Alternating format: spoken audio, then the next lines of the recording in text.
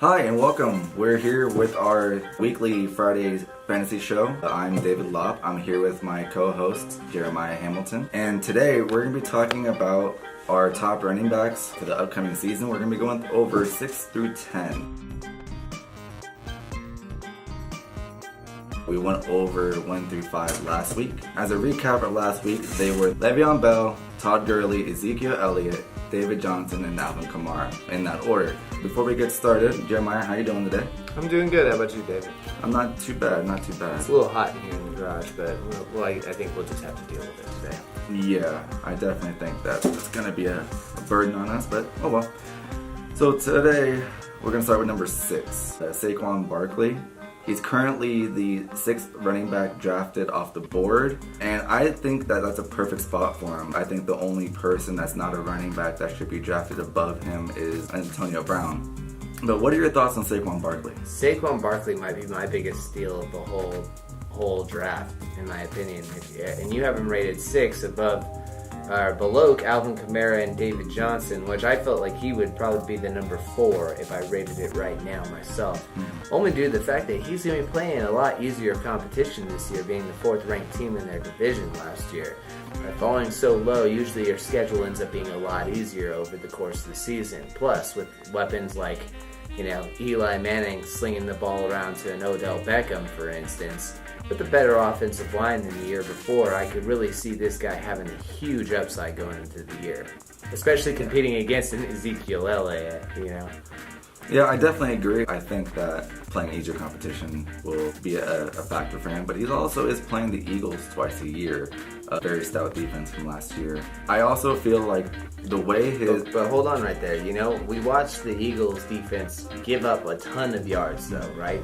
That's we true. watched them give up a ton of yards to the Patriots, who swung the ball to the running backs a lot, right? That's true. So maybe their Achilles heel might be that running back out of the backfield, and this may be Saquon's year to be kind of the Ezekiel Elliott of the league and kind of just come out of nowhere. Absolutely. I think that's definitely a viable thing. I remember when Elliott came out a few years back, people were kind of scared to draft him, but then he came out and just dominated.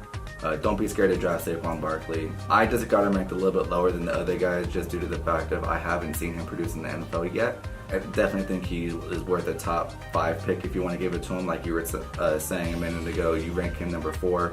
I don't hate that. If you want to draft him over David Johnson or Alvin Kamara, I don't hate that. I just feel like it's a more sure thing. That's all it is. And honestly, I think of Saquon Barkley almost like I think of your number 7 running back, Leonard Fournette. Yeah. That what he did last year was incredible. And I could kind of see Saquon take a little bit of a chime off of that. So go ahead and give us some of your thoughts on Leonard.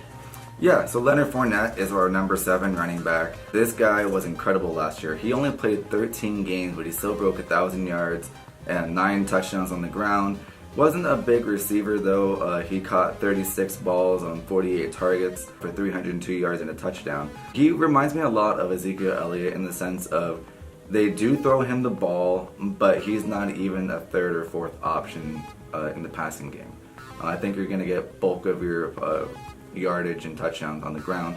The thing I like about Fournette though that I rate him above the running backs we're going to get to in a minute is because he's the only rushing weapon there. I don't really think of TJ Yeldon as much of a runner. No, and that's kind of what I was going to say about Leonard Fournette, is that since he's the most viable rushing option on the team, I would think that he would get a lot of carries this year, but I do want to put a buyer beware sticker on this guy, just due to the fact that he plays in the AFC South. Now remember that, ladies and gentlemen, there are teams such as the Houston Texans in that division, Tennessee Titans. These are run-stopping teams for the most part. And then he's going to be playing the top-tier people in the league because they were the first-place team in the AFC South last year, too. So that means they'll play the Patriots, they'll play the Chiefs, they'll play the... I don't know if they're necessarily playing them this year, but they're going to be playing that caliber. They're going to be playing themselves too, is another thing, because they make a lot of mental lapses, and if their good old boy Bortles throws the ball away a lot, then that could cause him to have some issues in the games too. Yeah. And that's the thing, it's kind of a weird situation for me because I feel like I mostly want running backs who catch the ball out of the backfield on high power offenses. Like a Le'Veon Bell, Todd Gurley. But this is the opposite. He's not that style of runner whatsoever.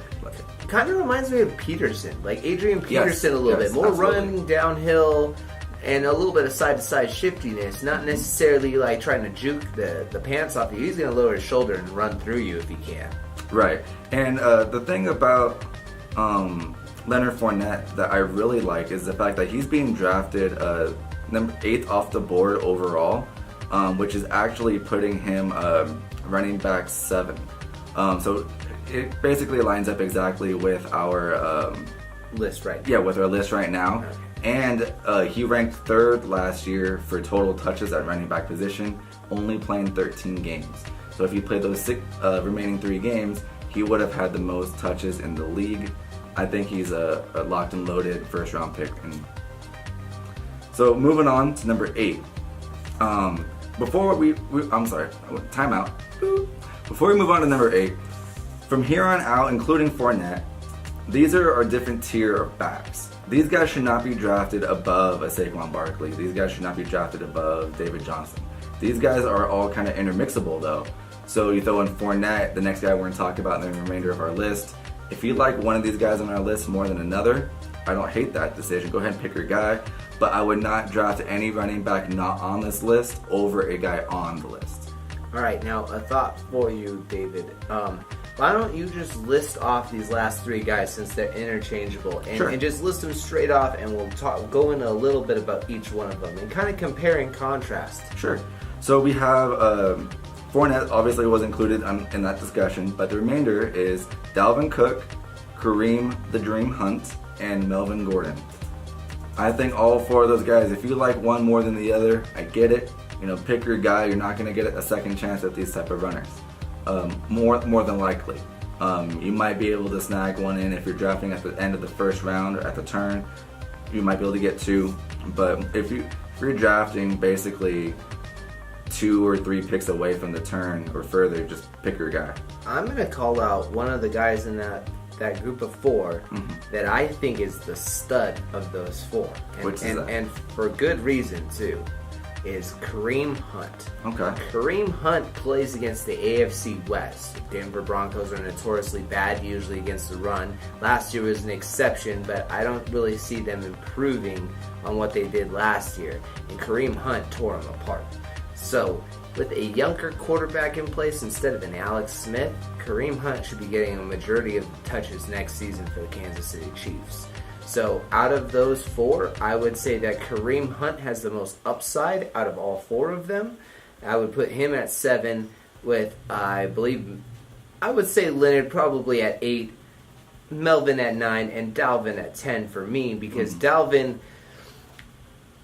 he's going to be sharing the load with Latavius Murray too, because they didn't throw a bunch of money at Latavius Murray just to have him sit the bench and never run the ball. So they're going to have him get his carries, and he's going to be the bruiser, and Dalvin's going to be their shifty guy from side to side, even though he could be good at that too. So Melvin Gordon's the more emphasis player. He's going to get more touches than Dalvin. That's why I have him above there as well. Right. Touching on Kareem Hunt, I agree with you. He was the rushing leader last year with 8 touchdowns. I had over 300 touches. I believe there's only, correct me if I'm wrong, but I believe there's only 6 running backs in the league last year that had over 300 touches total between receiving and rushing, and he was one of them. I don't believe you're wrong on that one, Chuck.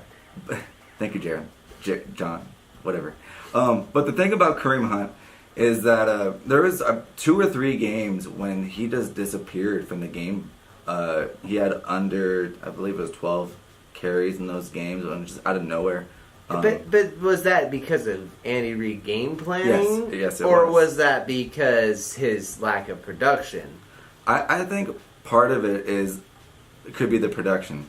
But when you have a workhorse back like Kareem Hunt who can go off on any given play, I think that you cannot deviate from him.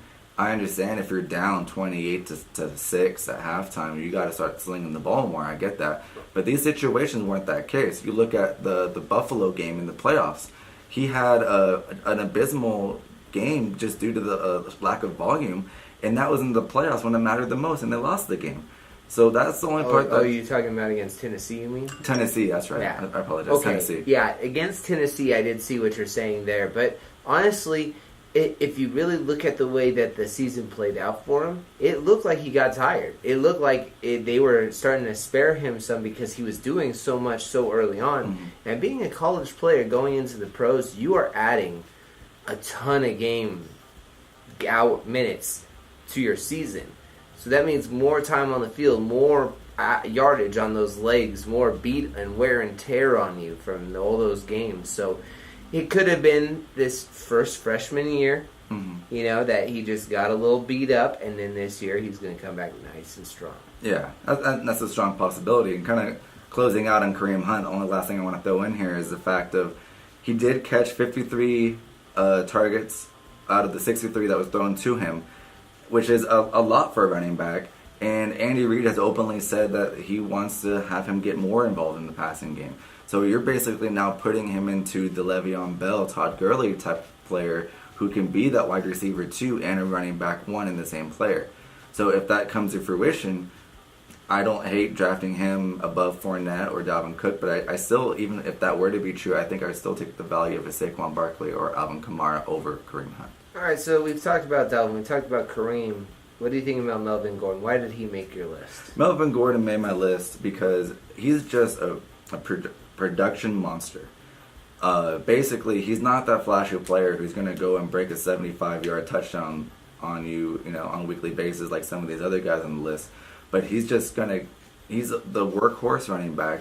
I like Austin Eckler, but he's a bit of a receiver out of the backfield. We've talked about him a bit.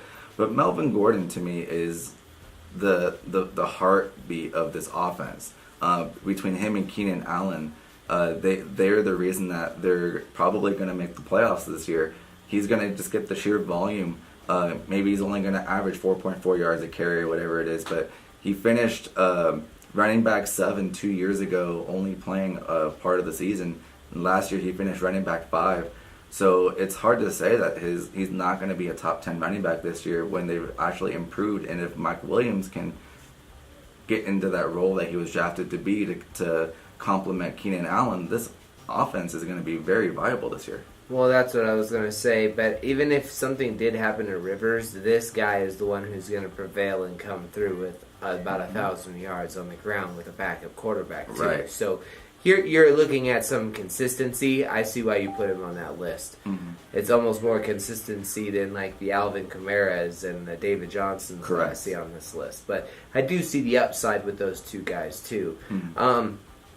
But you gave me a little bit of an idea because we've been talking about Kareem Hunt for a little bit about who I'm going to be drafting wide receiver wise. And speaking of wide receivers, that's what we're going to be talking about next week here on the Fantasy Show. So make sure that you like and subscribe to our videos so that you guys can stay up to content. We do have a Patreon page where we will be releasing some more in-depth fantasy stuff as we get into the season. And the more of you that sign up for Patreon, the more content we will bring you to. Yeah. Because it's almost like it's an investment. Exactly. Yeah, you invest into this. And some of these leagues will pay you for winning. And we're just trying to help you guys out with that. Yeah, I've gone a number of years where I was just playing these leagues and I wanted to compete and do it on my own. And I was struggling, and I started watching a couple people, and then I learned a few tricks, and now I'm pretty solid on it. And we're gonna actually bring on here and now again, some people who have won actual thousands of dollars in daily, in season long. I've won a lot of money, so we've got a lot of knowledge that we can bring to you guys. And if you don't like what we said on our list, or if you don't agree with our arguments for a player against a player, let us know in the comments. I really want to see other people's opinions on things, and maybe we can maybe convince each other otherwise. I don't know if you have a good enough argument. We also don't have a name for the show yet, so we're going to have the name be released next week. And this is your last chance to comment below the name that you guys like. And Jeremiah, do you have any comments? No? Okay, well, I've been David. Jeremiah, And we'll catch you guys next Friday. hasta la vista. Alright. What? What happened?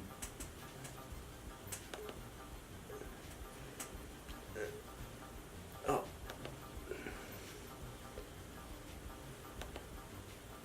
I don't know. I don't know, David. It But- didn't record. But it's okay because we had two recording lines. I could just zoom in on you. Okay. Like bounce from one of us to the other. That's why we had the secondary camera.